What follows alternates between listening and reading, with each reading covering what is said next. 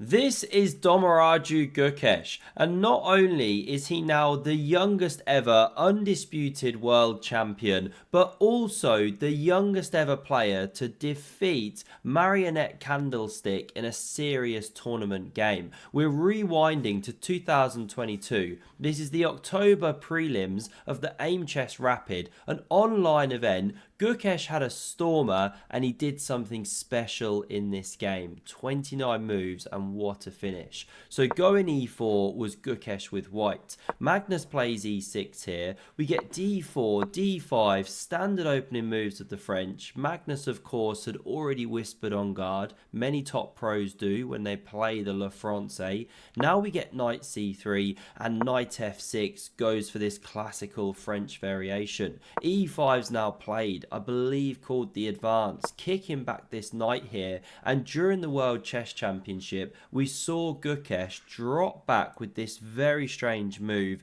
but then following up with bishop e3, never committing a pawn to f4, instead putting a knight there, one of them, forget which one. But in this game he does set up the classic rock solid camel toe. That's the tried and tested, because then after the center is attacked with the c pawn, you can defend with this pony. Everything flows harmoniously. The bishop hits e3. We're in absolute main lines of the French. Now you can play queen b6 here and get some weirdness, very forcing lines potentially. Magnus doesn't want a part of it. He goes a6, a bit more positional. Queen d2 played, and now b5, expanding. Gukesh is now looking for bishop d3, but if he does it straight away, well, the explosive c4 kicks it back already, then b4 comes and a5, so even though you close the position, take the pressure off the center, you gain rapid space on the queen side. Not playable, so takes his best. Now we see bishop recaptures, and the immediate bishop d3, a very good move, but Gukesh goes for this variation, just a different way to play. They're rattling through main lines. Magnus has got more time than he started with, because they get increment, that's time back per move, and after bishop d3 now played, Magnus has the opportunity to pick up the second bishop, but it's not actually so good. You shatter the structure, but these squares can now no longer be used by the knights. White can get a monster grip on d4 potentially, or push d4, then go for f5. Knights do well in closed positions, and this bishop's miserable. Not the way to go. So instead we see queen b6. Good move, stops white from castling right. You're walking straight into an x-ray, and that's why queen f2. Counter strike. Now this knight is pinned, or else the queen drops. It's undefended. But before Gukesh can try and exploit that, Magnus pushes on with the juicer. You might think this works as a tactic. Hey, use the pin. But no, you can capture, of course, and it covers the queen. Not working. So instead, this knight drops back to e2, natural as cheese and chips, covering that d4 square, and Magnus plays an excellent positional move, pawn to a5, bringing that dead bishop back to life. We see castles, and Franken bishop re-enters the game. Now there's huge pressure down here, and the bishop's only defended one time, but remember, this is a pin, so actually the bishop's just attacked once. Therefore, Gukesh goes for something very direct here. He picks up his f-pawn and plows it down the board. What a move, just exploding the position. And Magnus responds in absolutely the correct way, but it's not obvious. You know, if you castle here, not played, well actually white's got knight f4, and there's big problems with the base of this chain, and then a big attack rumbles on. So the best way to go, I won't go deep on the lines, but is actually pawn takes. And yes, Nimzovich wouldn't love it, leaving yourself with this absolutely ruined pawn structure, but Eval Barovich approves. Now it's roughly level, even slightly better to black, a pawn ahead, remember. Now the idea is not to take back that pawn. You leave black with a monster and you run into all sorts of tactical problems. So this is the follow-up shot. Get those ones hopping. Magnus now covers his central pawn, which was weakened with the last move. You can play the immediate knight d4 as white, but again, not played. We get the exceptional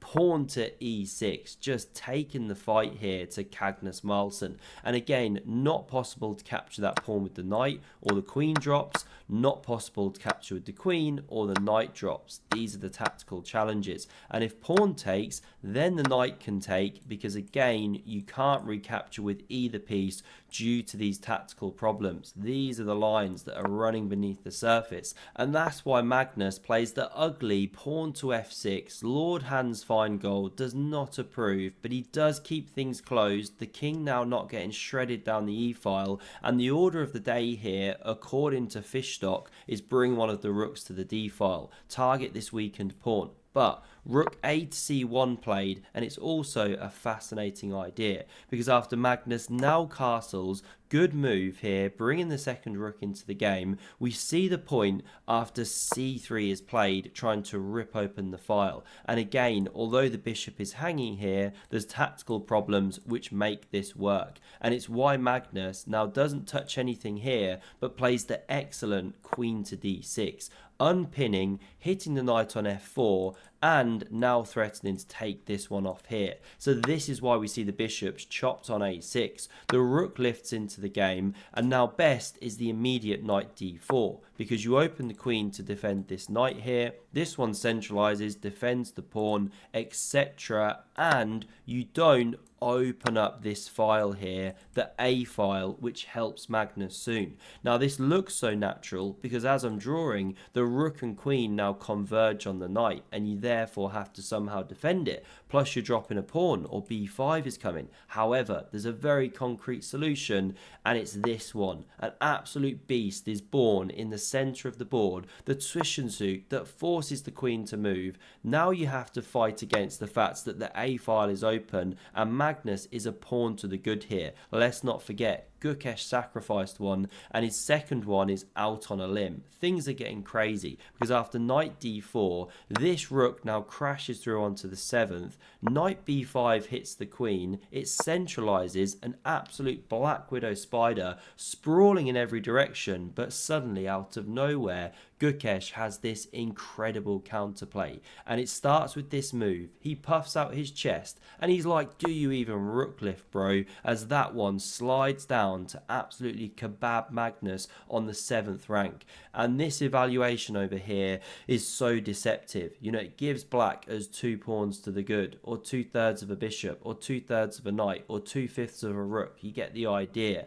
But actually proving it is so difficult. The knight's attacked, of course, so do you move it or do you defend it? You know, if you want to go deep, if you want to pause, if you want to consider stuff, do. We're going to stick with the game here after I show what Magnus should have played, which was this knight to g6 move. Of course, you save the knight, you hit this one, that all looks very natural, but what are you doing upon knight h5? Converging on this pawn. This is no doubt what put Magnus off from playing this line. How do you stop that? There's no rook f7, you know, do you bring a knight back to defend or anything like that? You just can't do so.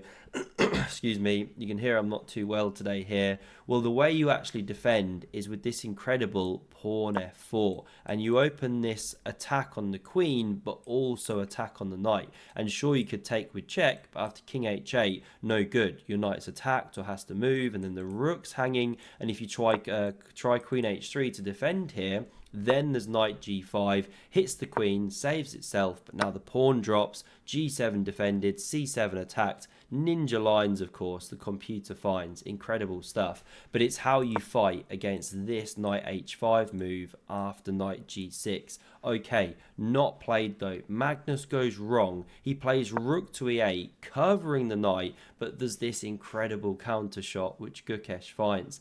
But how do you find the move? There is a way to get there when you realize that there's this very weird queen trap line. Where can this queen actually move to right now? It basically only has one square, which is this one here. But imagine if the knight was on d3, the queen would be completely in jail, except for the fact that it could take this pawn. How do we defend the pawn? And this is where it all comes together. Gukesh finds the incredible queen to b6. Well done if you saw that move. Suddenly, the pawn is covered.